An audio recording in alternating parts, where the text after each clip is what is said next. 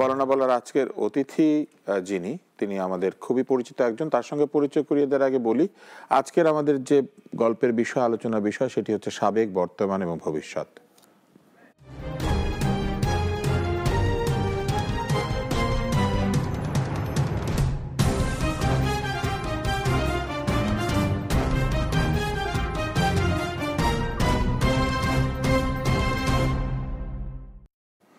তাকে পরিচয় করে দিতে চাইনি এই জন্য যে তাকে আপনারা সবাই চেনেন। বিশিষ্ট মুক্তিযোদ্ধা, যুদ্ধ করেছেন, রাজনীতি করেছেন।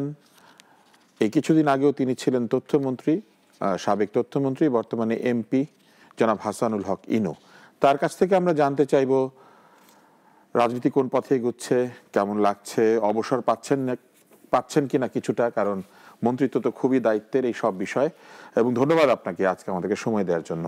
প্রথম প্রশ্নটাই করি, সেটি হচ্ছে যে খুবই দায়িত্বের একটি পদে ছিলেন, তথ্যমন্ত্রী, প্রচন্ড ব্যস্ত ছিলেন, কিছুটা কি ব্যস্ততা কমলো?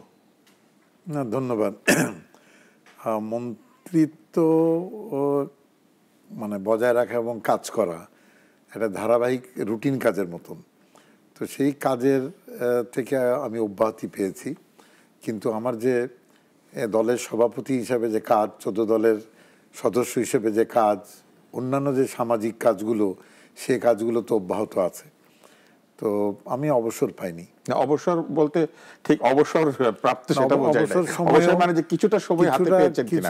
কারণ আমরা জানি যে আপনি খুবই শিল্পরসিক মানুষ, খেলাধুলা করতেন, তো কিছুটা কি সময় নিজের জন্য পাচ্ছেন কিনা? না, নিজের জন্য তেমন কিছু পাচ্ছি না। তবে সরকারের কাজ করতে গেলে একটু আনুষ্ঠানিকতা থাকে কিছু, সেই আনুষ্ঠানিকতার থেকে একটু মাপ পেয়েছি, ফলে কিছু সময় পেলাম। কিন্তু সেই সময়টা আমি আবার কাজে লাগাচ্ছি অন্যান্য রাজনৈতিক সামাজিক কাজে।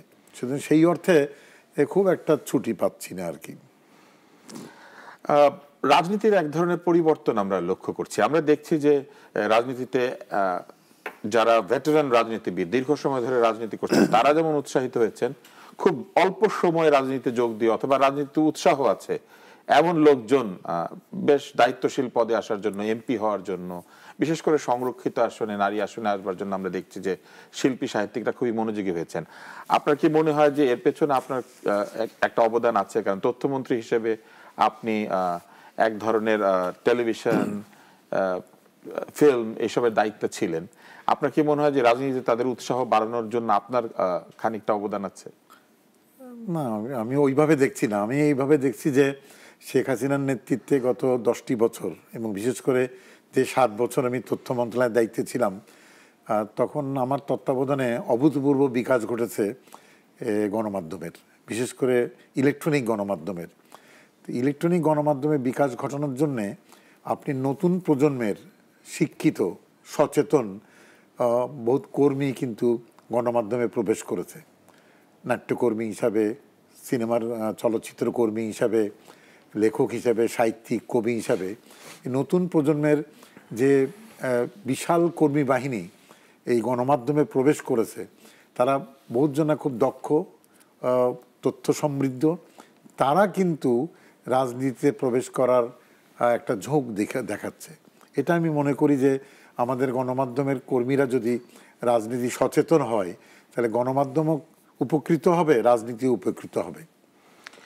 সেই দিক থেকে আমি যদি মনে করেন যে আমি একটা ভূমিকা, পরোক্ষ ভূমিকা, সেটা ধরতে পারেন। কিন্তু আমি সবসময় মনে করি যে রাজনীতি ছাড়া সংস্কৃতি বন্ধা, আর সংস্কৃতি ছাড়া রাজনীতি একেবারে মরুভূমি। কিন্তু আপনার কি মনে হয় যে যথেষ্ট পরিমাণে রাজনৈতিক অভিজ্ঞতা ছাড়া হঠাৎ এমপি হয়ে যাওয়া কিংবা চেষ্টা করা, এটা এক ধরনের অসুবিধাও হতে পারে? বিশেষ করে যারা দীর্ঘ সময় ধরে রাজনীতি করেন, মাঠে ময়দানে যারা রাজনীতি করেছেন। রাজনীতিতে নাম লেখানো ভালো, এমপি হওয়ার জন্য পাগল হওয়া ভালো না। কারণ আপনি রাজনীতিতে হাতে কলমে শিখতে হয়। হাতে কলমে শেখা ছাড়া উপর থেকে নাজেল হয়ে আপনি রাজনীতিক হবেন, এটা খুবই বিরল ঘটনা। তো আপনি কিন্তু একদম তৃণমূল থেকে রাজনীতি করে আজকের যে অবস্থান সেখানে এসেছেন। এবং আমরা জানি যে রাজনীতিবিদের জীবন আসলে খুব যে কুসুমাস্তীর্ণ সেটা হয় না, ফুলে ফলে সুশোভিত থাকে না। জেলে যেতে হয়, বিরোধীদেরকে মোকাবেলা করতে হয়, কখনো কখনো রাষ্ট্রযন্ত্র সরকারকে মোকাবেলা করতে হয়, পুলিশের হাতে, বিভিন্ন আইন শৃঙ্খলা রক্ষাকারী বাহিনীর হাতে প্রহৃত হতে আমরা দেখেছি রাজনীতিবিদদের। তো এই যে একটা কষ্টের পরিস্থিতির ভিতর দিয়ে একজন রাজনীতিবিদ ধীরে ধীরে তৈরি হন এবং মানুষের দুঃখ বেদনার সঙ্গে গড়ে ওঠেন, আর এই আপনি যেটি বললেন যে নাজিল হওয়া, যে হঠাৎ চলে আসা, আপনার কি মনে হয় যে এটা কি এক ধরনের পরিবর্তন? আমরা কি আসলে খুব দ্রুত ভাবছি যে রাজনীতিতে সফল হওয়া যাবে? এটা কি আমরা ঠিক করছি? রাজনীতিতে গত বেশ কিছু বছর ধরে আর কি, বিশেষ করে ৭৫-এর রাজনৈতিক দুর্ঘটনার পরে সামরিক শাসকদের তত্ত্বাবধানে রাজনীতিতে একটা খারাপ প্রবণতা দেখা দিয়েছে। ওই সময়ে কিন্তু রাজনীতিটা নিজের ব্যক্তির ভাগ্য পরিবর্তনের হাতিয়ার হিসেবে ব্যবহার করা হয়েছে, এবং যিনি রাজনীতি করেন না সেই অবসরপ্রাপ্ত সরকারি কর্মচারী অথবা ব্যবসায়ী অথবা বখাটে অথবা মস্তান, আমি সচেতনভাবে মস্তান শব্দটা ব্যবহার করলাম, কারণ সামরিক শাসনের কালে এরকম যারা মানে বখাটে লোকজন যারা আছে তাদেরকেও কিন্তু রাজনীতিতে গণতান্ত্রিক শক্তিকে মোকাবেলা করার জন্য সামরিক শাসকরা কাজে লাগিয়েছে। সন্ত্রাসী, সুতরাং তারা কিন্তু রাজনীতিতে অনুপ্রবেশ করে, এবং সেই অনুপ্রবেশ হওয়ার ফলে রাজনীতি কলুষিত হয়, এবং যারা দীর্ঘদিন ধরে হাতে কলমে রাজনীতি শিখে বড় হচ্ছে তারা কোণঠাসা হয়ে পড়ে, এবং সেটার ছাপ সংসদের ভিতরে আছে, কিন্তু ছাপ আছে। এবং বর্তমানে এই দীর্ঘদিন নির্বাচনী ধারা থাকার পরেও বিভিন্ন রাজনৈতিক দলগুলো সেই প্রবণতার প্রভাবে পড়ে গিয়েছে। ফলে দেখা যাচ্ছে যে যখন মনোনয়ন দেওয়া হচ্ছে তখন নিজ দলের ভিতরেই এই সমালোচনা হয় যে দীর্ঘদিনের পরীক্ষিত রাজনৈতিক কর্মীর বদলে একটা দুর্নীতিগ্রস্ত ও ব্যবসাদারকে নমিনেশন দেওয়া, মনোনয়ন দেওয়া হচ্ছে, এরকম এই ধরনের অভিযোগ আছে কিন্তু, এবং এই অভিযোগটা সত্যি, এবং সাধারণ রাজনৈতিক কর্মীদের এই দীর্ঘশ্বাসটা এখনো আছে। বোকাই অনেকক্ষণ থেকে হাত তুলে বসে আছে, কিন্তু আমরা একজন দর্শক আছেন তার কাছে আগে যাব। বোকাই তো নিজের লোক। আমরা যিনি ফোন করেছেন তার নাম বলে প্রশ্ন করবেন। আপনার প্রশ্ন। ওয়ালাইকুম আসসালাম স্যার, আমি বরিশাল থেকে বেলাল বলছিলাম। বলেন বেলাল। আপনাদেরকে প্রথম সালাম জানাই। ওয়ালাইকুম আসসালাম। তারপরে প্রধানমন্ত্রীকেও ধন্যবাদ, এবং প্রধানমন্ত্রীর কাছে আমার সালামটা পৌঁছে দিবেন। নিশ্চয়ই, উনি যদি টেলিভিশন দেখেন তা তো দেখবেনই, নইলে আমরা চেষ্টা করব। জি স্যার, আপনাদের এই উপস্থিত আপনাদের মাধ্যমে আমি একটু বলতে চাই, বিরোধী দলকে যদি মিছিল মিটিং করতে দেয়া না হয় তাহলে সরকারি দলের ভাবমূর্তি নষ্ট হয় কিনা এটা ইনু স্যারের কাছে জানতে চাই। আর বিরোধী দলের লোকদের দমন করতে গিয়া সাধারণ মানুষ যেন দমন না হয়। দমন হচ্ছে, বর্তমানে অনেক সাধারণ মানুষ দমন হচ্ছে, নিপীড়ন হচ্ছে, এইটা যেন সামনে না হয়, এটার দিকে যেন খেয়াল দেয় সরকার। ধন্যবাদ। আপনি দুটি প্রশ্ন উনি উত্থাপন করেছেন। একটি আসলে প্রশ্ন না, একটি আসলে এক ধরনের অনুরোধ। উনি বলছেন যে বিরোধীদেরকে মিছিল মিটিং করতে না দিলে কি সরকারের ভাবমূর্তি ক্ষুণ্ণ হয় কিনা। মানে গণতান্ত্রিক রীতি অনুযায়ী বিরোধী দলের যে অধিকার, শুধু বিরোধী দল নয়, যে কোনো নাগরিকের অধিকার হচ্ছে বাক ব্যক্তি স্বাধীনতা ভোগ করা। বাক ব্যক্তি স্বাধীনতার উপরে যে কোনো হস্তক্ষেপ সরকারের এবং রাজনীতির ভাবমূর্তি নষ্ট করে।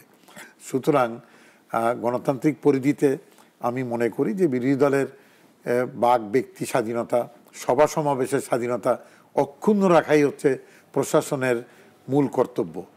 আর রাজনৈতিক এই সহিংসতা দমন করতে যে বহুত সময় সাধারণ মানুষ নিগৃহীত হয়, এটা প্রশাসনের দক্ষতার অভাব।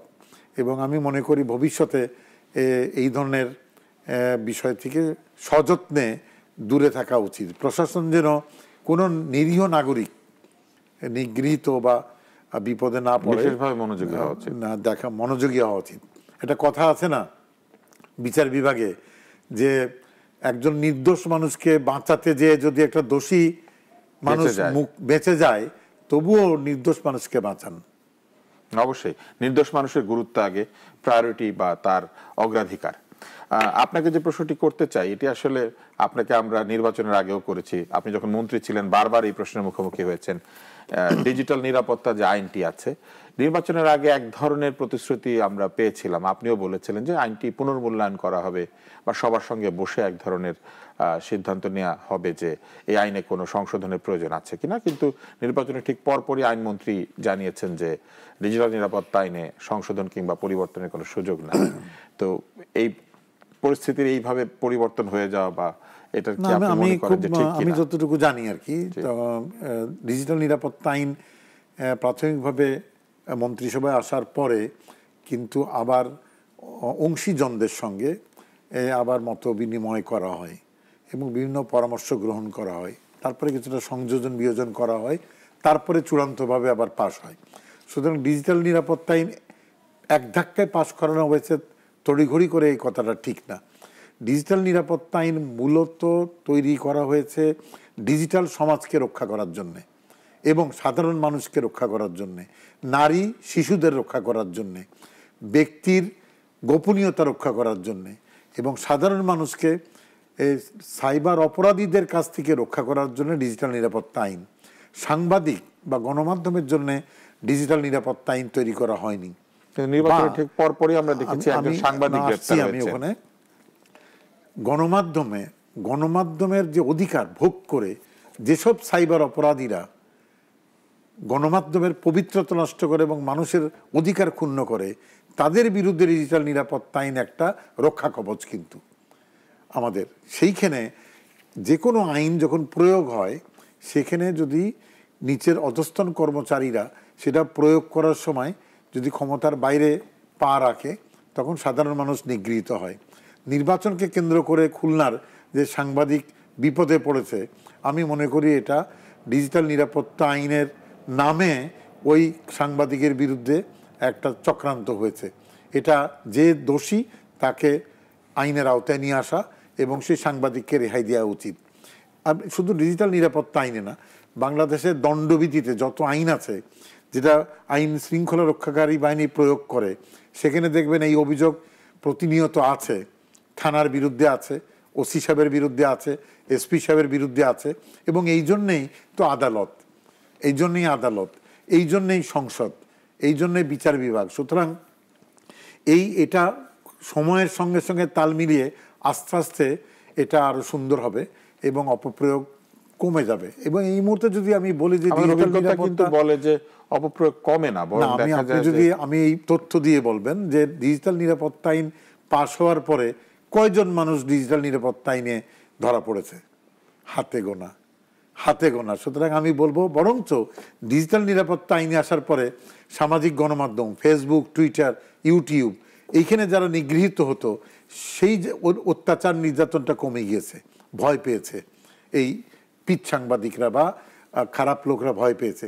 এই মুহূর্তে দুটো সমস্যা বা পৃথিবীতে, একটা হচ্ছে সাইবার অপরাধ, আর একটা হচ্ছে জঙ্গি সন্ত্রাস। এই দুটো কিন্তু জাপান থেকে ওয়াশিংটন পর্যন্ত মানে কাঁপাচ্ছে, আপনাকে ধাক্কা দিচ্ছে এবং গণতন্ত্রের পবিত্রতা নষ্ট করে দিচ্ছে। সেইখানে আমাদের সরকার মানে শেখ হাসিনার সরকার ডিজিটাল নিরাপত্তা আইনটা সময় উপযোগী ছিল। সেখানে আমি বলবো যে হ্যাঁ, পুনর্মূল্যায়ন কখন করবেন? ডিজিটাল নিরাপত্তা আইনের সাইবার আদালত তৈরি হয়নি, কিন্তু সাইবার উকিল তৈরি হয়নি, সাইবার পুলিশ তৈরি হয়নি যারা এই ব্যাপারে অভিজ্ঞ। এটা কিন্তু নতুন সরকারের যাত্রা এই আমলে হয়ে যাবে। হওয়ার পরে আপনি তখন 6 মাস যাক না, তারপরে আপনি মূল্যায়ন করবেন যে আইনের ফাঁক ফোকর। একটা প্রশ্ন আছে, এই ডিজিটালি যদি কেউ এমন কোন সংবাদ প্রচার করেন যা ভিত্তিহীন অথবা যা গুজব কিংবা যা জনস্বার্থের ক্ষতি করে, এরকম হলে তাকে আইনের আওতায় আনা যাবে, এরকম একটি বিষয় আছে। আমরা দেখছি যে গত কয়েকদিন যাবত লন্ডনের একটি পত্রিকা গার্ডিয়ান আমাদের পোশাক শিল্প সম্পর্কে কিছু সংবাদ ছাপছে যা আদৌ সত্য কিনা এই ব্যাপারে সন্দেহের অবকাশ আছে, এবং যে দৃষ্টিভঙ্গি থেকে তারা ছাপছে এটা আদৌ ঠিক কিনা সে ব্যাপারে সন্দেহ আছে। কিন্তু মুশকিল হচ্ছে, বাইরে থেকে যখন এই ডিজিটাল সংবাদ আমাদের এইখানে প্রবেশ করে, তখন তো এই নিরাপত্তা আইনের কিছু করার থাকে না, কেবলমাত্র আমাদের এখান থেকে কিছু হলেই কিন্তু করার থাকে। এই যে বাইরে থেকে আসা ডিজিটাল অপরাধ আমি যদি বলি, সেটাকে কিভাবে মোকাবেলা করা যায়? ভালো প্রশ্ন করেছেন আপনি। মানে পৃথিবীতে যত রাষ্ট্র আছে, রাষ্ট্র কিন্তু তার সীমানার ভিতরে আইনটা তৈরি করে, আর এর বাইরে কিছু আন্তর্জাতিক আইন আছে এবং আন্তর্জাতিক সংস্থা আছে। সাইবার অপরাধ নিয়ে সাইবার অপরাধ নিয়ে কিন্তু আন্তর্জাতিকভাবে কথা শুরু হয়েছে, এবং আমি আন্তর্জাতিক ফোরামে যতবার গিয়েছি তথ্যমন্ত্রীর বাইরে সাইবার অপরাধের উপর একটা চুক্তি করার জন্যে পরামর্শ দিয়েছি, এবং সেটা বহুজনার নজরে এসেছে। আপনি যে অভিযোগটা দিলেন, এটা আটকানোর জন্য একটা আন্তর্জাতিক সাইবার অপরাধ আইন দরকার। এমন একটি পোশাক শিল্প নিয়ে তারা কথা বলছে যে পোশাক শিল্পের কারখানাটি শীতাতপ নিয়ন্ত্রিত। ওরা এই গার্জিয়ান নামকরা পত্রিকা যে সবাই ভালো কাজ করে তা না, বহুত জন উদ্দেশ্য প্রণোদিতভাবে ঘায়েল করার চেষ্টা করে। গার্জিয়ানের এই প্রতিবেদনের নিন্দা করছি, কিন্তু আনুষ্ঠানিকভাবে এই ধরনের অপরাধ যারা করছেন সেটা মোকাবেলা করার জন্যে আমার লন্ডনের দূতাবাস আছে কিন্তু, এবং লন্ডনের দূতাবাসের উচিত এই প্রতিবেদনের উপরে পাল্টা জবাব দিয়ে দেওয়া এবং ছাপতে বাধ্য করা, না হলে ইংল্যান্ডের আইনে এর বিরুদ্ধে মামলা করে দেওয়া, সেই অধিকার তো আমার আছে, তাই না? সুতরাং যেহেতু আমার রাষ্ট্রদূতরা সব দেশে কাজ করছে, সুতরাং রাষ্ট্রের বাইরের থেকে যদি কেউ অপরাধ করে, এই তৎপরতা আমরা বাইরে কিন্তু সেভাবে দেখি না করতে, যত না বেশি আমরা তৎপরতা দেখি দেশের ভিতরে। এটা আমাদের পররাষ্ট্র মন্ত্রণালয় সেই দক্ষতা অর্জন করার চেষ্টা করছে। সুতরাং পররাষ্ট্র মন্ত্রণালয় নতুন পররাষ্ট্রমন্ত্রীর নেতৃত্বে আরো দক্ষ হবে, আরো সুন্দর কাজ করবে, এটাই আমার বিশ্বাস। আর কি বোকাই অনেক আগে থেকে হাত তুলে বসেছিল, বোকাইয়ের প্রশ্নটা জেনে নেই, শুনে নি আর কি। আমি বলতে চাইছিলাম, আমারে আজ আপনারা একটা প্রশ্ন করেন, আপনাকে মনে কি কোনো প্রশ্ন নাই? ও বোকাই আমাদেরকে বলেছে তাকেই যেন প্রশ্ন করা হয়। আসলেই ঠিক, প্রতিদিন তো সেই প্রশ্ন করে, কিন্তু আমরা নিরপেক্ষ হতে চাইলে তাকেও আমাদের প্রশ্ন করা উচিত। নিশ্চয়ই বোকাই, আমরা আসলে সেই রকম কঠিন প্রশ্ন খুঁজে পাচ্ছি না, তাই বোকাইকে প্রশ্ন করতে পারছি না। আমাদের সঙ্গে একজন দর্শক যোগ দিয়েছেন এই বিরতির মধ্যেই, চলুন তার প্রশ্নটা শোনা যাক। দর্শক, আপনি নাম বলবেন এবং প্রশ্ন করবেন। আসসালামু আলাইকুম। ওয়ালাইকুম সালাম। আমি এসএম ফারহান বিন হোসেন বলছি, ক্লিনিক্যাল অকুপেশনাল থেরাপিস্ট, সিআরসি থেকে। আমার প্রশ্ন হচ্ছে মাননীয় মন্ত্রীর কাছে, যে সরকার গত নির্বাচনের আগে বাংলাদেশ রিহ্যাবিলিটেশন কাউন্সিল আইন পাশ করেছে, যেটা ছিল সর্বশেষ আইন। তো এই আইনের বাস্তবায়নটা আমরা কখন দেখতে পারবো? দ্বিতীয় প্রশ্ন হচ্ছে, সরকার প্রতিবন্ধী, পক্ষাঘাতগ্রস্ত এবং ডিসেবল পার্সনদের জন্য অনেক পরিকল্পনা নিয়ে আগাচ্ছে, বাট তাদের কাছে পরিকল্পিত বা পর্যাপ্ত পুনর্বাসন সেবা এখনো ঠিকভাবে পৌঁছে দিতে পারছে না, এবং দেখা যাচ্ছে যে আমরা আপনার প্রশ্নটা বুঝতে পেরেছি, ধন্যবাদ আপনার প্রশ্নের জন্য। আজকের আলোচনার প্রেক্ষিতের সাথে অবশ্যই প্রশ্নের কোনো তেমন সম্পর্ক নাই, তারপরেও জানতে চাইতে পারি, আপনি আলোচনার কোনো একটা সময় যদি জানেন এই তথ্যটি তাহলে আমাদেরকে জানিয়ে দেন। যে জায়গাতে আমরা ছিলাম সেটি হচ্ছে যে আপনি একসময় ছাত্রনেতা ছিলেন, যুব নেতা ছিলেন, তারপর আপনার দলের একটি প্রধান দায়িত্বে আপনি এসেছেন দীর্ঘ সময় জুড়ে। আমরা দেখতে পাচ্ছি গত 20 বছর ধরে ডাকসু নির্বাচন নাই, ফেব্রুয়ারিতে ডাকসু নির্বাচন হবে এরকম একটি কথা শোনা যাচ্ছে। তারপর মেয়র ইলেকশনের সামনে আছে, ঢাকা উত্তর সিটি কর্পোরেশনের, পৌরসভা এবং অন্যান্য সিটি কর্পোরেশনগুলির এবং উপজেলার এক ধরনের নির্বাচনের কথা শোনা যাচ্ছে, যেগুলোতে এই মুহূর্তে মেয়র এবং চেয়ারম্যান নাই, এবং পাশাপাশি সামনে আরো নির্বাচনের সম্ভাবনা। আপনার কি মনে হয় যে এই নির্বাচনগুলিতে সব দল কি আলাদা আলাদাভাবে অংশ নেবে, এবং সেইখানে আপনার দল জাসদের কিরকম সম্ভাবনা আপনি মনে করেন? প্রথমেই আমি বলে রাখি যে শেখ হাসিনা শাসনকালে 10টা বছর মানে সময় মতন জাতীয় সংসদ নির্বাচন আর সময় মতন স্থানীয় সরকারের নির্বাচন হয়েছে। সেই নীতি অনুযায়ী বা সেই ধারাক্রমে আপনি এপ্রিলের ভিতরে গুরুত্বপূর্ণ সব নির্বাচনগুলো হয়ে যাবে। খালি ব্যতিক্রম ঢাকা বিশ্ববিদ্যালয়ের নির্বাচন বা সমগ্র বিশ্ববিদ্যালয় কলেজের নির্বাচন। কিছু কিছু কলেজে বিচ্ছিন্নভাবে হয়েছে, মানে কিন্তু বড় বিশ্ববিদ্যালয়গুলি একটি তো সংসদ হয়নি। তো সেখানে স্থানীয় সরকারের নির্বাচন উপজেলা পর্যন্ত এটা এপ্রিলের ভিতরে সব শেষ হয়ে যাবে। এরপরে আরো 2 বছর পরে ইউনিয়ন কাউন্সিলের নির্বাচন হবে, আর এই জুনের ধারে কাছ দিয়ে মেয়র ইলেকশন আর এই উপজেলা ভোট, এটা অত্যন্ত গুরুত্বপূর্ণ ভোট, এবং এটা নিয়ম মতনই হচ্ছে, মেয়াদ উত্তীর্ণ হচ্ছে, সুতরাং হচ্ছে। এই স্থানীয় সরকারের নির্বাচনে আমরা 10 বছরে কখনোই জোটগতভাবে নির্বাচন করার সিদ্ধান্ত নিইনি, সুতরাং এখানে আমরা আলাদা আলাদাভাবেই করব। এবং এই আমলেই যেটা চালু হয়েছে, প্রতীক নিয়ে ভোট করতে হবে স্থানীয় সরকারে। সুতরাং সামনের ভোটগুলোতে মশাল, নৌকা, ধানের শীষ বা কাস্তে হাতুড়ি এরকম মার্কা নিয়ে নির্বাচন হবে। জাসদ স্থানীয় সরকার নির্বাচনে অংশগ্রহণ করবে এবং আমরা চেষ্টা করব যে নির্বাচনে প্রতিদ্বন্দ্বিতা করতে। কতটা উপজেলাতে করব সেই তালিকা এখনও তৈরি করতে পারিনি আমরা, ইতিমধ্যে আমরা কাজে হাত দিয়েছি। তো ইতিমধ্যেই 27 তারিখে জানুয়ারি মাসে একটা উপনির্বাচন হচ্ছে গাইবান্ধার পলাশবাড়ি সাদুল্লাপুরে। সেখানে মশাল প্রতীক নিয়ে খাদেমুল ইসলাম খুদি সাহেব প্রতিদ্বন্দ্বিতা করছেন নৌকার বিরুদ্ধে, লাঙ্গলের বিরুদ্ধে। এই নির্বাচনটা আমরা খুব মনোযোগ দিয়ে দেখছি যে এই নির্বাচনটার ফলাফল কেমন হয় আর কি। মূল নির্বাচনে আপনারা মশাল প্রতীক নিয়ে নির্বাচন করেন নাই? মশাল প্রতীক নিয়ে নির্বাচন করেছি আমরা। ঐক্যের যে প্রতীক পেয়েছি সেখানে আমরা 3টে নৌকা প্রতীক নিয়ে করেছি। আর এর বাইরে আমি রংপুরের বদরগঞ্জ তারাগঞ্জে মশাল, এই যে খুদি সাহেবের গাইবান্ধায় মশাল, ব্রাহ্মণবাড়িয়া নবীনগরে মশাল, এইভাবে খোলা সিটগুলোতে আমরা মশাল প্রতীক নিয়ে নির্বাচন করেছি। সুতরাং আমরা প্রতীক নিয়ে নির্বাচনটা ভালো, এটা দলের তৃণমূলে কাজ করতে সুবিধা হয়।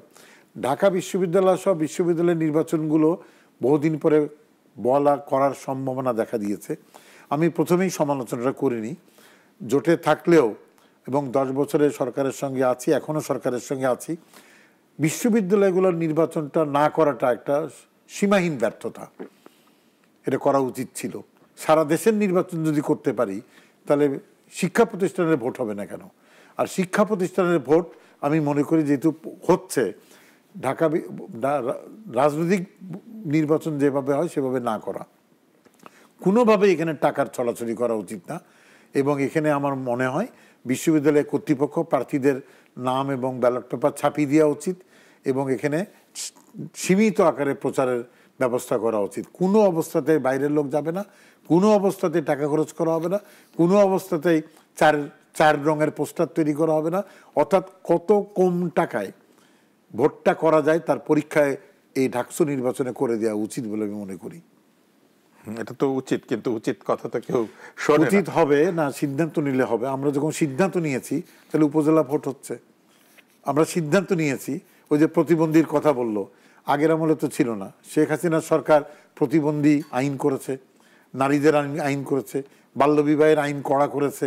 এই যে আইনটা হয়েছে বলে তো এখন প্রতিবন্ধী ভাতা পাচ্ছি। হ্যাঁ, প্রতিবন্ধীদের জন্য যে বাজেট, আমি মনে করি এবারের বাজেটে এই বাজেট আরও বাড়বে। সুতরাং উনি যে প্রশ্নটা করেছে, আপনি প্রতিবন্ধীদের দেখভাল করার, প্রতিবন্ধীদের লেখাপড়া শেখানোর, কর্মসংস্থান করে দেওয়ার ব্যাপারটা মাননীয় প্রধানমন্ত্রী শেখ হাসিনা সংবেদনশীল। আর যে আইনের কথা বললো, আইনটা যখন হয়েছে আইন বাস্তবায়ন হবে দ্রুত। আপনার কথা মনে পড়ে গেল, ঢাকা মেডিকেল কলেজের ছাত্র সংসদ নির্বাচনে আমি 600 টাকা ধার করে খরচ করেছিলাম।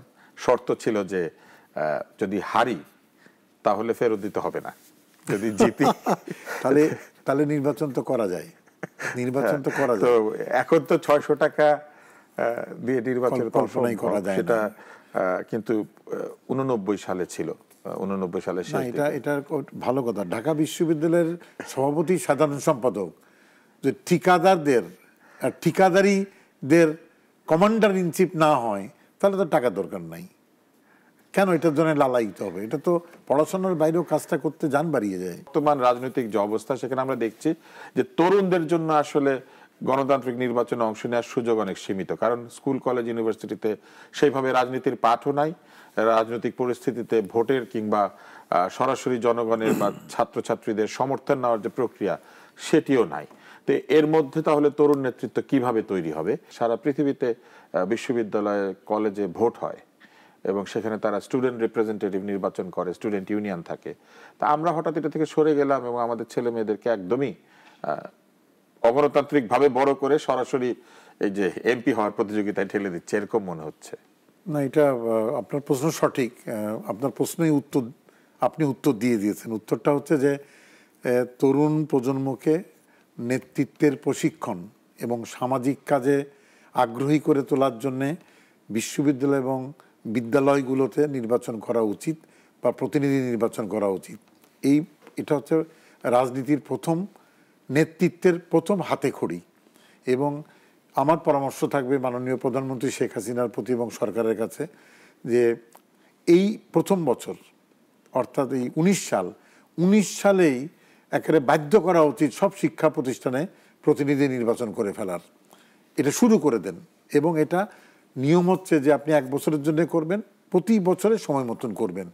কোনো দুনিয়া উল্টে গেলেও নির্বাচন সময় মতন হয়ে যাবে, সেটা ঠিক করে দেওয়া। এবং এটার জন্য আমি আজকে এখানে বললাম, এটা নিয়ে আমি মুখ খুলব এবং সরকারের নীতি নির্ধারকদের কাছে আমি পরামর্শ দিব, এমনকি সংসদেও এই বিষয়ে আমি কথা বলবো আর কি। এবং এটা না হলেই কিন্তু দেখা যায় যে যারা জঙ্গিবাদে এই ছাত্রছাত্রীদেরকে সংগ্রহ করে, তাদেরকে ঠেলে দেয়, এদের কিন্তু সুযোগ হয়ে যায়। কারণ এরা দেখা যায় যে এদের কাজ তো আর বন্ধ থাকে না, ওরা যারা গোপনে কাজ করে, তরুণ-তরুণীদেরকে তারা মোটিভেট করতে থাকে, তারা তাদের মতন করে কাজ করে। কিন্তু বিদ্যালয়গুলো যদি একটা সামাজিক রাজনৈতিক কর্মকাণ্ড চলতে থাকে, তখন তাহলে সাধারণ মানুষরা ওখানে আগ্রহ হবে, সাধারণ ছেলে মেয়েদের। আর বড় কথা হচ্ছে যে আপনি রাজনৈতিক সচেতন হবেন। 18 বছর পরে যদি আপনি জাতীয় নির্বাচনে ভোট দেওয়ার অধিকার পান, তাহলে 18 বছরের পরে যে ছেলে মেয়েটি, সে তাহলে জাতীয় রাজনীতি, সমাজনীতি এবং অর্থনীতি সম্পর্কে সাধারণ পাঠ তো তার থাকতে হবে। তা না থাকলে সে ভোট দিবে কীভাবে? সে এমপি নির্বাচন করছে, কিন্তু তার বিদ্যালয়ে তার প্রতিনিধি নির্বাচন করতে পারছে না। এই দ্বৈততাটা বন্ধ করা উচিত।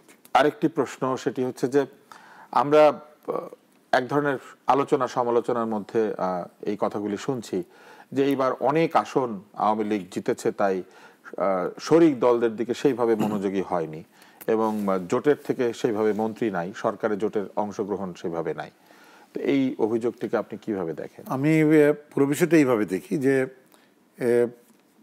মহাজোটের ঐক্যের ভিত্তিতে নির্বাচন হয়েছে এবং ঐক্যের বিপুল বিজয় হয়েছে, কিন্তু আওয়ামী লীগ একা বিজয় উৎসব করেছে। ঐক্যের বিজয় হয়েছে, কিন্তু সংখ্যাগরিষ্ঠ দলের নেতা মাননীয় শেখ হাসিনা, উনি কেবলমাত্র আওয়ামী লীগ দলীয় সদস্যদের নিয়ে মন্ত্রিসভা গঠন করেছেন। এই দুটি বিষয় নিয়ে জনমনে আলোচনা হচ্ছে এবং এই দুটি বিষয় কেন ঘটলো এর উত্তর কিন্তু আওয়ামী লীগের নেতৃবৃন্দ তারাই ভালো করে দিতে পারেন। আমি এইটুকু খালি বলতে পারি বাইরের থেকে যে আমরা এই মুহূর্তে মন্ত্রিসভায় কে থাকবে কি কে থাকবে না সেই আলোচনার চাইতে গুরুত্বপূর্ণ আলোচনা হচ্ছে 14 দলের রাজনৈতিক ভবিষ্যৎ এবং পথনকশা ঠিক করা। এই জন্য পথনকশাকে ঠিক করা হয়েছে না, হয়নি এখনো।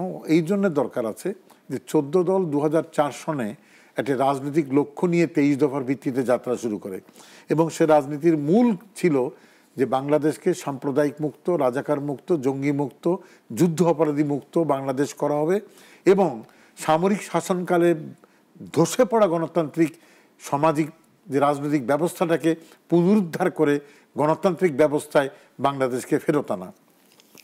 আমরা মনে করি 14 দল সেই রাজনৈতিক কাজটা চমৎকারভাবে করেছে। একসঙ্গে আন্দোলন, একসঙ্গে নির্বাচন, একসঙ্গে সরকার পরিচালনা, এটা এতদিন পর্যন্ত অব্যাহত আছে। সেখান থেকে আমরা সরে আসিনি। আমি মনে করি এখন পর্যন্ত 10 বছরে সব কাজ শেষ করতে পারিনি। এখন দুটি কাজ অত্যন্ত গুরুত্বপূর্ণ। একটা যে বিপুল বিজয় হলো, এটাকে সংগত করা, স্থায়ী করা, বাংলাদেশ যাতে আর হোঁচট না খায়। দ্বিতীয়ত হচ্ছে যে পরাজিত সাম্প্রদায়িক জঙ্গিবাদী চক্র এবং তার দোসর বিএনপি জামাত গোষ্ঠী, তারা নির্বাচনে হেরে যাওয়ার পরে তারা কিন্তু ফলাফল মানছে না এবং চক্রান্তের নতুন বীজ বপন করছে।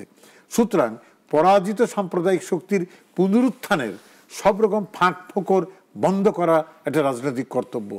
এর বাইরে যে 3টি কাজ আছে, একটা হচ্ছে যে আপনার দুর্নীতি ও বৈষম্যমুক্ত সমাজ নির্মাণের কাজ, আরেকটা হচ্ছে সুশাসন কার্যকর করার। এই কাজটা অত্যন্ত গুরুত্বপূর্ণ। সব মিলিয়ে আমি যদি দেখি যে এই মুহূর্তে 14 দলের রাজনৈতিক প্রয়োজনীয়তা রয়েছে, আমার দল তাই মনে করে এবং সেই জন্য আমি বলবো অবিলম্বে 14 দল বসে আগামী 5 বছরের রাজনৈতিক পথনকশা ঠিক করা, যে পথনকশার ভিত্তিতে 14 দল সরকারের অংশীদারিত্ব কিভাবে করবে, রাজনীতির অংশীদারিত্ব কিভাবে করবে, সমাজনীতির অংশীদারিত্ব কি করবে। কার্যকর শক্তিশালী বিরোধী দলীয় অবস্থান যদি না থাকে, আপনাকে মনে হয় না যেটি ধীরে ধীরে সরকারকে দুর্বল করে ফেলে? না, এটার সঙ্গে কার্যকর বিরোধী দলের কোনো সম্পর্ক নাই। বিরোধী দল তো ইতিমধ্যে হোসেন মেহমুদের সমালোচনা করবে কে? ইতিমধ্যে সংসদে ইতিমধ্যে তো হোসেন মোহাম্মদ এরশাদ বিরোধী দলে বসার সিদ্ধান্ত নিয়েছেন। সুতরাং সেটা একটা সিদ্ধান্ত, কিন্তু তার মানে এই নয় যে একটা জাতীয় রাজনৈতিক সংকটকালে হোসেন মোহাম্মদ এরশাদ এবং জাতীয় পার্টি সরকারের মন্ত্রিসভায় অংশগ্রহণ করতে পারবে না। এটা একটা জাতির প্রয়োজন, জাতির প্রয়োজনেই 14 দল মহাজোট। দেখেন বিরোধী দলে অংশগ্রহণ করছে কিন্তু মহাজোট থেকে বেরিয়ে আসেনি, তাহলে মহাজোটের প্রয়োজনীয়তা কি শেষ হয়ে গিয়েছে? আমার প্রশ্ন হচ্ছে আওয়ামী লীগ নেতৃবৃন্দকে সিদ্ধান্ত নিতে হবে, তারা কি মহাজোট রাখতে চান, তারা কি 14 দল রাখতে চান?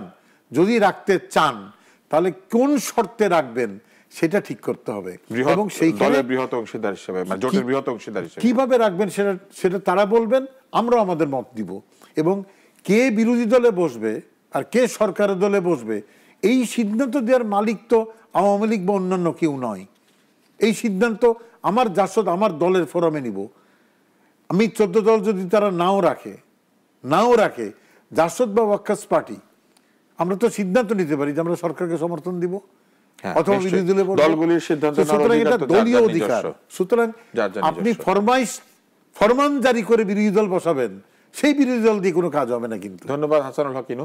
আমাদের সময় ফুরিয়ে এসেছে, কিন্তু আমরা আশা করছি আপনাকে মাঝে মাঝে আমাদের এই আলোচনায় পাবো। সবশেষ কথাটা বলে নিই যে আমি একটা রাজনৈতিক কর্মী, আমি কিন্তু ফেরেশতাও না শয়তানও না, আমি কিন্তু মানুষ।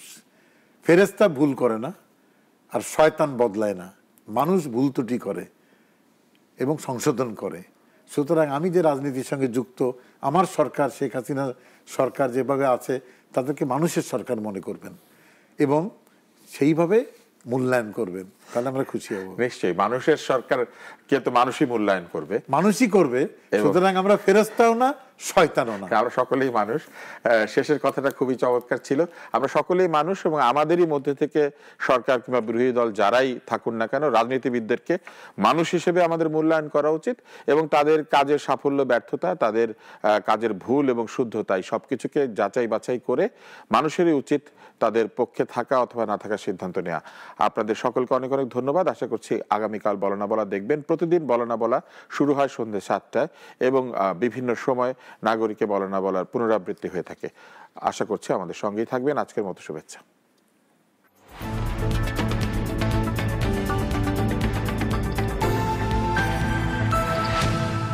নতুন নতুন ভিডিও পেতে নাগরিকের ইউটিউব চ্যানেলটি সাবস্ক্রাইব করুন এবং পাশে থাকা বেল আইকনটি চাপুন।